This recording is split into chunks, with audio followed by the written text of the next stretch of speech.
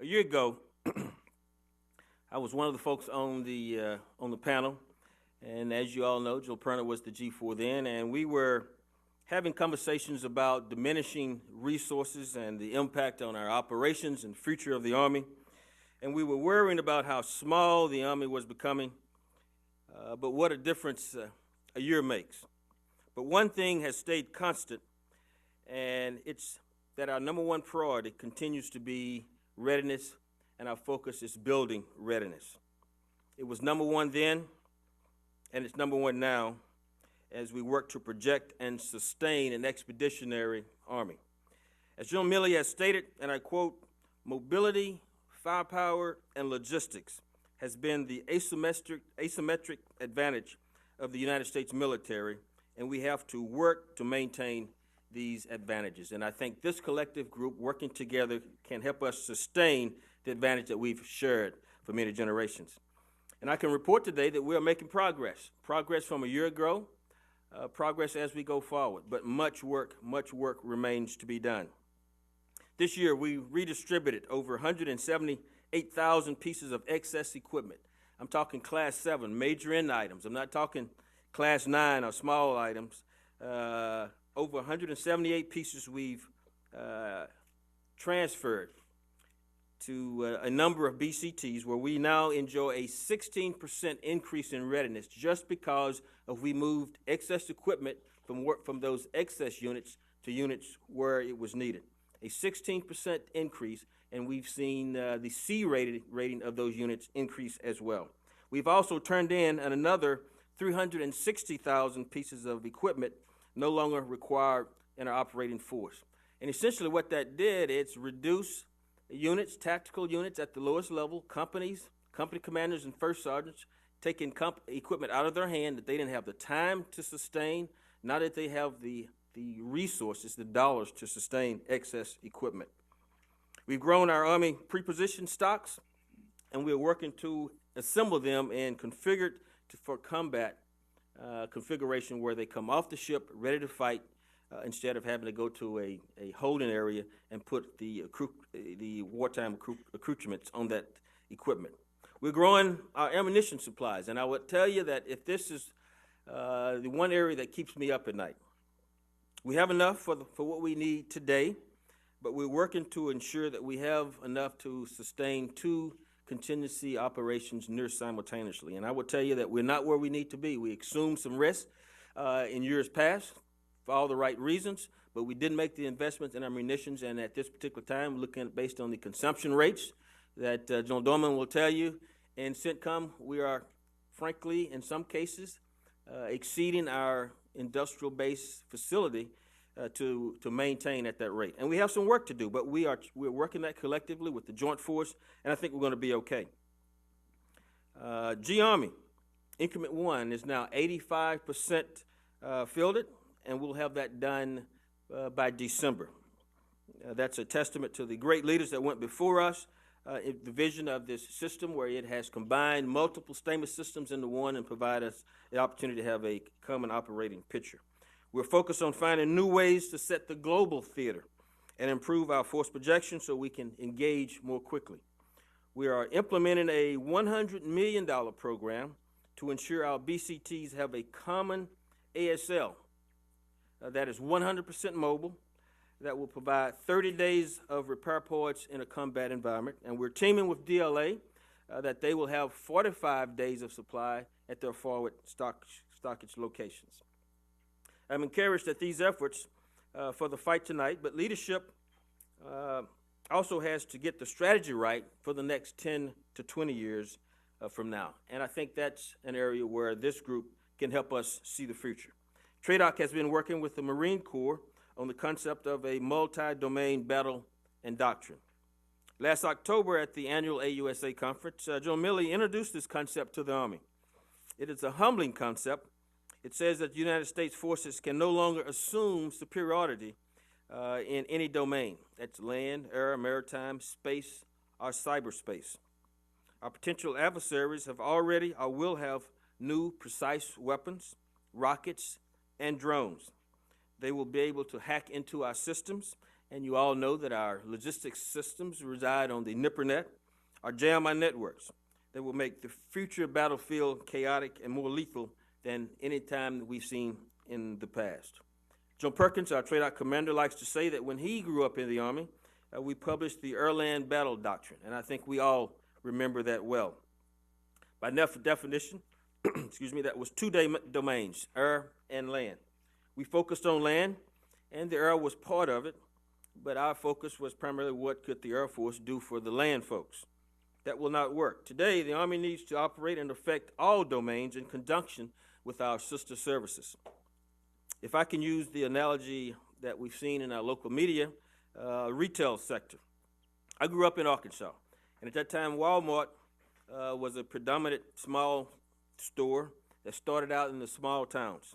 They went regional. They bought superstores, and they started selling groceries, and then moved to international locations. All new domains for Walmart. There are many mom and pop stores or bigger chains that are not around today because of Walmart's success. When I was a major, a company called Amazon started up as an online bookstore. Then it started selling electronics, consumer items, cloud service, and now by purchasing the Whole Foods market, it's entering into a new era of groceries.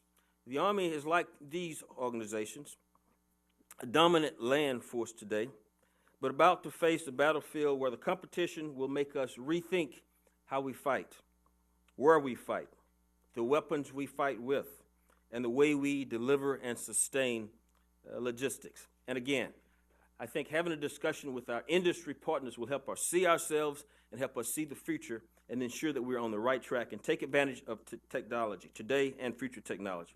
We can either learn from Walmart and Amazon's success and keep changing, or we can follow the Circuit City model, and we all know how that turned out. For our multi-domain concept to succeed, we need to begin operationalizing these thoughts in this doctrine. And today is a step in that direction. The video kind of explained it, but as you can see from the graphic, we have three great panels that match what we need to do: to integrate, to be innovative for the future, and get back to the basics. We've lost that muscle memory of the past based on planning for, executing a corn operation for the past 15, 16, 17 years. So panel one will start with innovation. Supplying soldiers will be different in the future. It could be through unmanned platforms, soldiers producing water themselves, or replacing parts that are 3D printed. I've been challenging my G-4 team to make sure that we take advantage of today's technology and make sure today's technology is in the Army. Some of you heard me say that I just don't understand how if you pull out your smartphone and when there's an iOS update, you just plug it into Wi-Fi, push a button, and in seconds, a minute at most, it has the latest update installed in that system. And we have systems in the Army where updating is far more cumbersome than it should be. For example, we struggle to update our electronic technical manuals that hinder our soldiers' ability to execute maintenance and directly impacts readiness. We still update our old stainless system by sending out a CD. You have to mail it. You have to make sure, we hope that we mail it to the right address. We hope that it's received and not thrown in the trash, which a lot of times that happens. We hope that it gets to the right supply clerk. We hope that they install it in that system, and we hope that it works. And that takes anywhere from days to sometimes months, and it makes us vulnerable in today's environment. We need to do better today. We have to take advantage of big data and artificial intelligence. About 2 years ago, when I was the CENTCOM G-4, I participated in a joint staff face-to-face in the annual meeting, and we had a senior vice president from Starbucks. And the first portion of the morning, we explained to him our supply chain network, how it operates, and I think he was flabbergasted. And at lunch, he kind of told us how Starbucks works. And an example that he gave was that he can see his store in Thailand when they're running low on a coffee mix, a caramel macchiato. And before that unit, that store knows that they're running low, he can see where the resupply is and have it delivered within 24 hours. All instantaneous. That's today. And he looks at us, so, you're the most powerful army in the world, and it takes you weeks what they can do in a matter of hours. That's today's technology that we ought to take advantage of. And for the future, we need to explore how we can leverage all the great innovations on the horizon that will help us overcome anti-access and aerial denial, and all the other supply, maintenance, distribution, transportation, deployment, and redeployment challenges that we will face. The second panel will focus on integration. We need to strengthen our joint, interorganizational, and multinational partner integration. We cannot use stovepipe thinking about our domain. We need every available resource to be successful in future operations.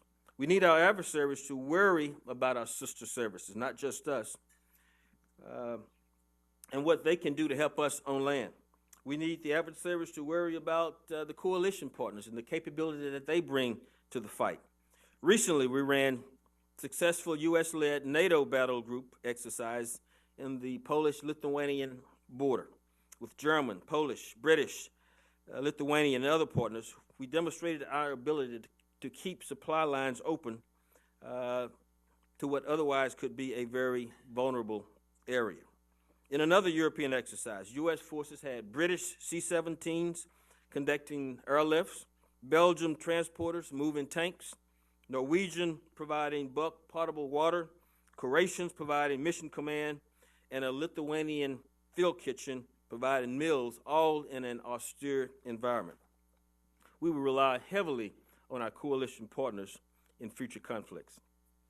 And then our third panel, we will be talking about getting back to basics, something that I think is near and dear to me, and this will be a springboard for us as we go forward. The chief says that the future battlefield will be extremely austere. Water, chow, ammo, fuel, and medical support, and not much more. That's about all we can expect to see on the future battlefield. But before we went to Afghanistan and Iraq, we were good at sustaining ourselves. But we have had a generation to grow up where maintenance and supplies were provided for them.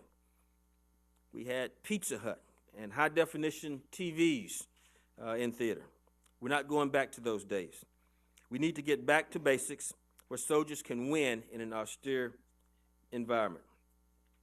The great Prussian military strategist, General Karl von Clausewitz, once said, and I quote, "There is nothing more common than to find considerations of supply affecting the strategic lines of a campaign or a war." It was true in Napoleon's time, and it's true throughout our history. It remains true today, and it will be true in a multi-domain battlefield. Supply lines matter in war. So I'm looking forward to our discussions as we operationalize this concept, and I think today will be a good step in allowing us to do that. So let's go to my final slide, please. I show this everywhere I go. This, for me, is the focal areas for the Army G-4. And I think this is nested with what General Perna will tell us later this afternoon. On the left side of the chart talks about where we are. Readiness continues to be our number one priority. There is no other priority. Fundamentals, blocking and tackling, back to basics. We talked about how we've lost that muscle memory of the past. I talked a good bit about divestiture. We have over 1 million pieces of excess equipment, so we will meet our goal for FY17, and we will reattack in FY18 to take this obsolete, our excess equipment, out of our force. I ensure that we fill holes for equipment on hand in units where they don't have that equipment. Ammunition readiness, we continue to struggle. I talk about our preferred munitions for the Army. That's Patriot, that's THAAD, ATACMS, Gimler, and Hellfire. We don't have the stockage that we need, but we're working with our industrial partners where we fund it to their max capacity, and we see us improving every month and getting a little bit better. We try to keep up with CENTCOM. It's a challenge.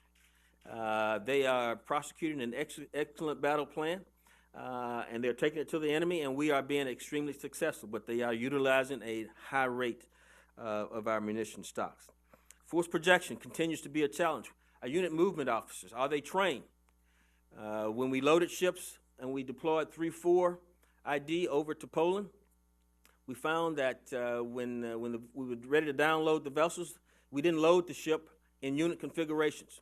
So it took us an extra week to build the combat power that we needed that should have been organized and configured as they drove off the ship. We had some issues with batteries being dead. That's not a new phenomenon. We have to work our way through that.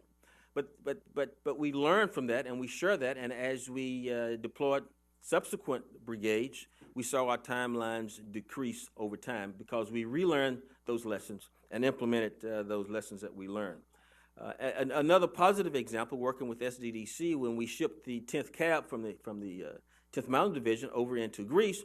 In fact, General Hodges and I happened to be on the pier along with Sergeant Major Bell, and because we ordered the right ship with the right height and we didn't have to take the rotors off, within 2 hours of downloading the vessel, that entire battalion worth of UH-60s were able to fly to their assembly area.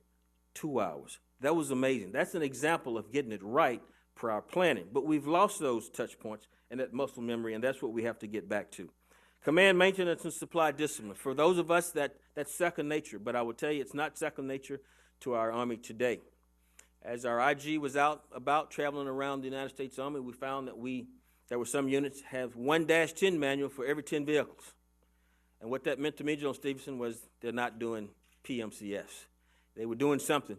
But why don't we take advantage of the smartphone? Every soldier today has a smartphone in their pocket. Why don't we put a manual on their smartphone and give them the ability to see that, and every soldier will have a manual. That's my example of when I talk about let's take advantage of today's technology. Mission Command. Many of you were responsible for us with this new structure that we have, and it was absolute right decision. But now we have a BSB in a maneuver brigade and a forward support company, and they're not connected. And that those battalion commanders think that they don't have a responsibility for training, coaching, and mentoring those company commanders. And I think that is one of the major reasons where we continue to struggle with our FSC company commanders being successful, because they don't not having the appropriate oversight and management. We don't have to own it to influence it, and that's at every level. Sustainment brigade commanders, just like DISCOM commanders, always the senior logistician in a division and should be advising the division commander, the DCGS, as well as all of those subordinate units that fall under their chain of command. Again, muscle memory, blocking and tackling, back to fundamentals, and that's where we need to get. We talked a little bit about our supply chain health and some of the things that we need to do. Let's move over to the right side of the chart. We're going to enable setting the globe, working with our joint partners and our joint force. APS is a critical piece of setting the theater. Have to make sure we have the right munitions at the right place. When we do have sufficient munitions, quite frankly, we don't have them in the right place. So we have some work to do. We're looking at our structure to ensure that we have the right capability to execute future logistics tasks for a multi-domain battle. And then we're doing all that while we're building the 15th and 16th Armored Brigade combat teams. We determined from an Army perspective that we didn't have the appropriate armored forces to meet the combatant commander's needs, and that's why we are in the process of building 2 additional armored BCTs.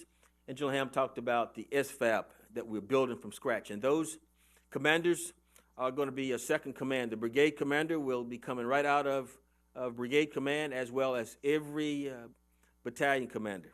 Same for company commanders and first sergeants. It's their second command opportunities. For this first SFAB that we're standing up, they are personally selected by the force command commander and approved by the Chief of Staff of the Army, because it's that important. We don't want this to be FPAC hands, which proved not to be a successful program. This will be integral to success in the future. And the plan is that if we have to grow quickly the Army, additional brigades, then we will have the foundation of these SFABs already in place, and then we will just add the soldiers to those organizations. The plan is to build 5 of those SFABs. And then some of the initiatives that we're working. I know General Perna would talk about the Common ASL. We're in the process of fielding 20 of those this year. That's where we have already determined that we need to build the ASL based on the highest op-tempo, not based on demands of the past year. So there will be a more robust ASL. They will be 100% mobile. And quite frankly, we determined that the cost, although $100 million, is about the same amount of dollars that we spend increasing and decreasing and moving Class 9 back and forth to our organizations. So it's a wash with respect to cost. This, we think, will have an immediate impact on readiness. I talked about G-Army Inc. 1 will be complete this year, and we'll start Inc. 2 in subsequent years. And that's where we will make obsolete AUSA AE for our aviation, and for the first time in the history of the Army, we will have all of our weapons systems on one sustainment systems of G-Army. And we think that's much improved. We're looking at taking advantage of condition-based maintenance, and I'm communicating in dialogue with a number of our industry partners to get examples and finding ways that what you're doing and how you can help us get better at CBM Plus and additive manufacturing and 3D printing. This is not new, but something that we are not taking advantage of. So these are just some of the initiatives, and these are the major focus areas that I am pushing my staff and with the help of Army Materiel Command and our industrial partners to improve readiness throughout the United States Army. So again, welcome. We look forward to the dialogue and the discussion today. We have great panelists. We think I've asked them to challenge the future, challenge the way we think, and I ask that you challenge them with your questions. Thank you for your time and look forward to the first panel. And I think I got a little bit of time. Would you take one or two questions? I will.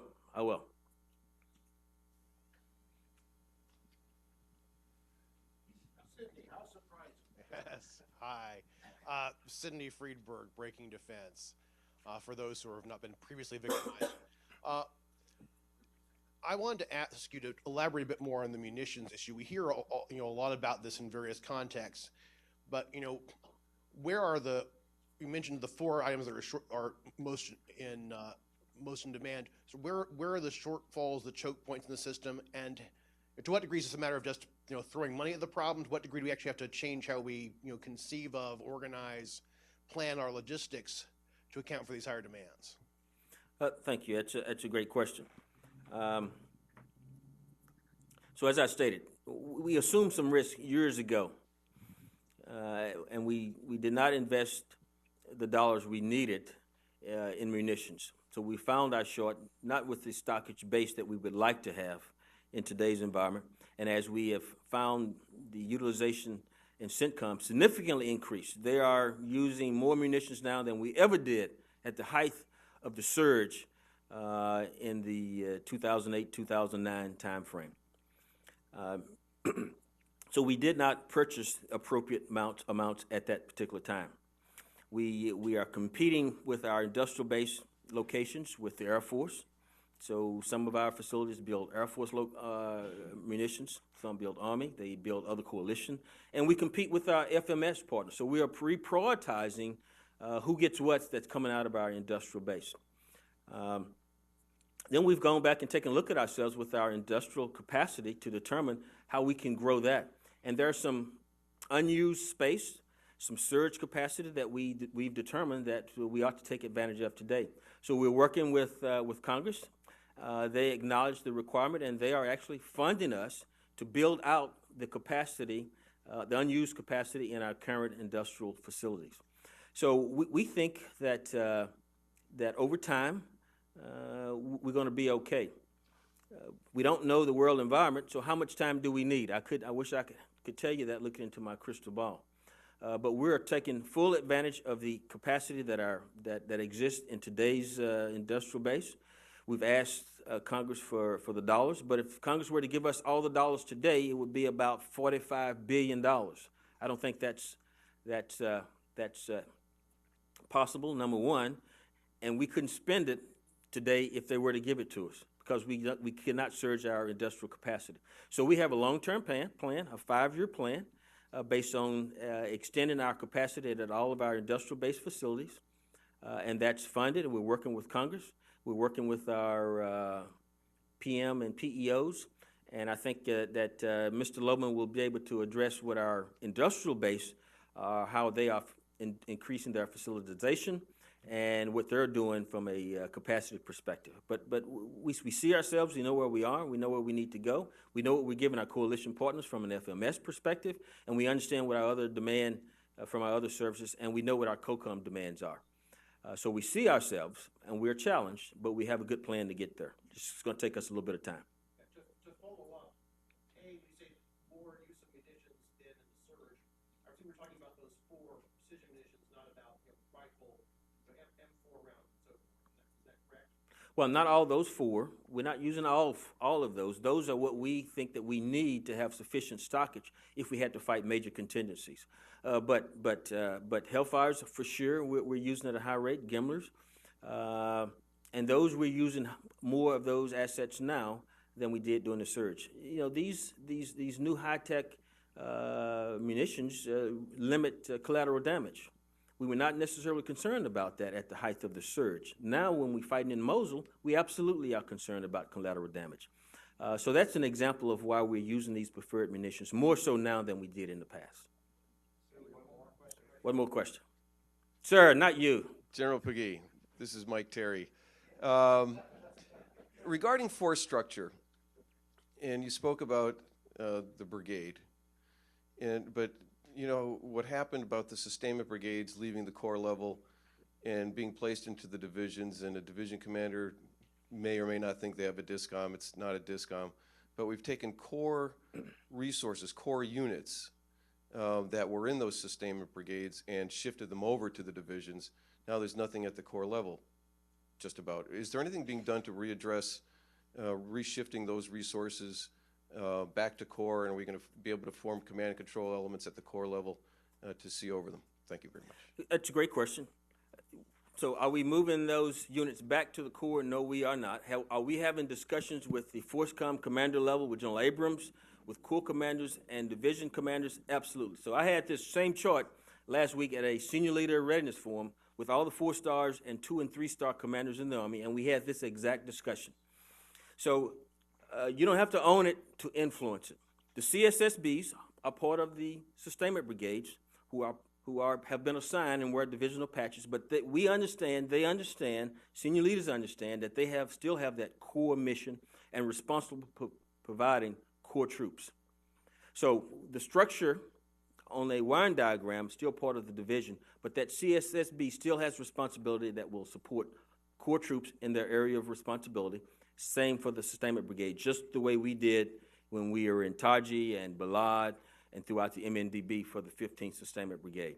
So the force structure does not exist the way it did in the past, but the capability and the doctrine and the discussion that we're having with our senior leaders make sure that we understand that we still have the responsibility to provide sustainment to those core troops, and that sustainment brigade and all of their subordinate units, their focus primarily is on general support to the division and direct support to the core troops.